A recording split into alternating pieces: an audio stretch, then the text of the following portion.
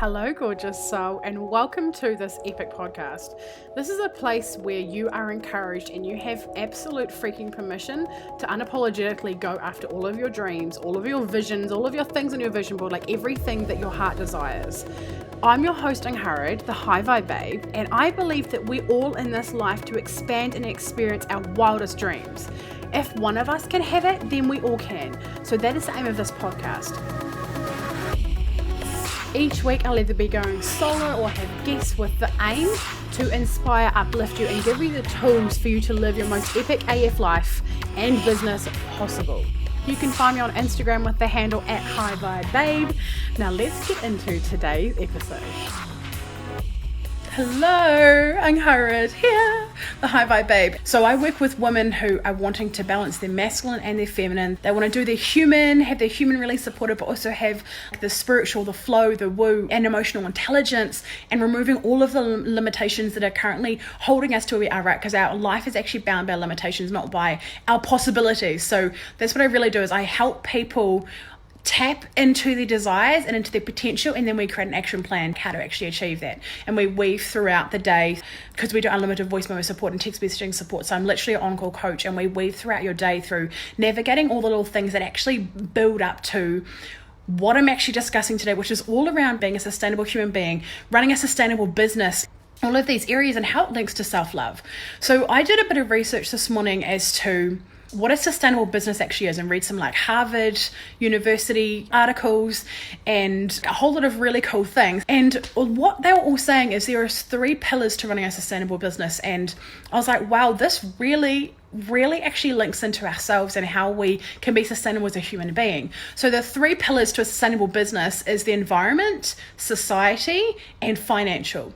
And if you think about it, it makes a whole lot of sense. Like if you have one of them, you're not going to have a sustainable business. But if you have all 3, it's great. And that's the same sort of thing I talk about when you invest in yourself financially. How this relates to self-love is when we invest in ourselves, we actually give ourselves the permission to do what it is we really desire to do and have the support that we really need to be able to bring it to life, right? Because we often find ourselves isolated. We often find ourselves around people that don't get us or don't have the same vibe or feel threatened by us or project their junk onto us. Like there's all these sort of things that go on. When that's the reason why working with a coach is so damn special, is because we get to cut through all of that and really get to what you really desire and come back to who you are, what you desire, and remove the limitations, right? But within a business, there's these 3 pillars, and I was like, actually, you know what? There's actually the same for us. So I think we all probably have slightly different pillars, but for me, my 3 pillars of having a sustainable life is love, support, and freedom. And these are really, really important to me. And I think it's so important for us to find what is really important to us and to seek it out, because at the end of the day, that is the true act of self-love, is creating a sustainable life for us, creating a sustainable emotional environment, creating a sustainable like freedom environment. If you desire to travel, you desire to be a CEO of your own business, or if you desire to raise your kids differently to other people. And what happens when we love ourselves and when we heal our wounds and when we develop and grow and change and evolve and become a better person, and firstly other people are magnetized to it, but secondly what happens is it's a huge act of self-love, because it's not easy to do this work. It is not by any stretch probably normally the first response is, yeah, I'm going to go into the deep unsexy work and like look at my limiting thoughts and beliefs and remove them and go through the uncomfortable growth phase, right? Like that is not necessarily the first point of choice. However, on the other side, what we realize is that actually this is really transformed me, and this has enabled me to truly love myself, because I'm actually investing my time and money and my energy into myself and into my growth and into the things that I really want to experience in this world. Because at the end of the day, we can often find ourselves walking around life. The way I describe my life before I really loved myself and before I really took control of my life was I was on my ship and I was my ship, but I wasn't the captain. Everyone else was. Everything else but me was the captain. I used to look to everything else for external validation. I used to look for permission. I used to seek permission everywhere. I used to not let my desires come to life, even like think about them, let alone like talk about them or like put actions towards them, because I thought that everyone else needed to come before myself. But ultimately, I want my kids and myself as well. But what really led me down the self-love path was I want my kids to actually learn how to chase their dreams. I've got 2 young kids. I want my kids to be fierce and chasing what they want while being emotionally intelligent and while treating the people around them that they love them. I absolutely love quotes on Facebook and Instagram, but one of them that I see quite a lot is a person chasing their dreams will never chop down someone else chasing theirs.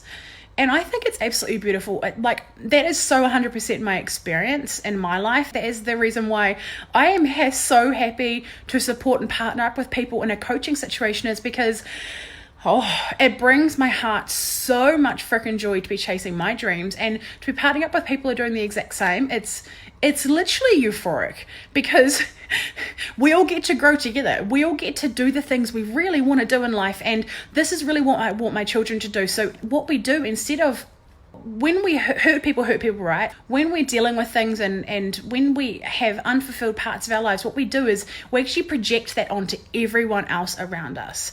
And I got to the point where I was sick of doing that. I was sick of not owning my shit. I was sick of sitting in it. I was sick of it being my limitation. I was sick of it disallowing me from being the person that I truly knew I could be. And that is when I invested the three things: the time, my money, and my energy. And that is when I really was able to cultivate these long-lasting results and stop projecting all of my junk at everyone else. Nothing else is anyone's problem except mine. Because when we say it's someone else's problem or it's someone else's fault, we've actually released all control we have over the situation. But I desire to be the captain of my own ship. So we have to bring back the control within our life so we can actually change the things we need to change. And it ultimately is our choice. How we live our life is our choice. How much fulfillment we have in our life is our choice. And what dreams we're actually able to accomplish is. And that's the reason why self-love is at the heart of everything, because it's not just about the bubble baths. It's not just about the long walks, which it 100% is. But if we can't put ourselves first for 1 hour a day or 2 hours a day or 30 minutes or 2 minutes or 5 minutes, whatever it looks like for you, if you can't do that, then is your life really yours? I don't think so. And one of the quotes on the Harvard website that I read was, "We can't afford to not be sustainable." We can't afford to not be sustainable. So what do you need to do to be sustainable in your life? If it looks like hiring a coach, if it looks like having a conversation with me, then send me a message. I would absolutely love to have a conversation with you about it. If it looks like watching Netflix, that's good. If it looks like going off and traveling, that's amazing. But what do you need to do to be sustainable in your life? Bye.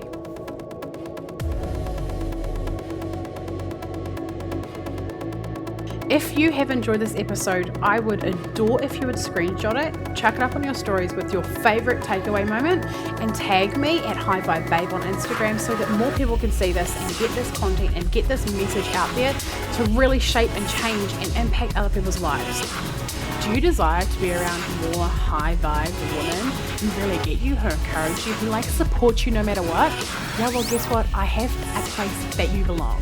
It is called High Vibe Babes Community. It is a free Facebook group, and I would love to have you in there.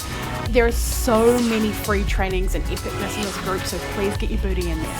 It would mean the world if you would subscribe to this podcast, do the reviews, the rating, the stars, all of the things. Thank you so much for being here. I cannot wait to chat with you on the next episode. I'm sending you all of the vibes and all of the love. Over and out from Angharad, the High Vibe Babe.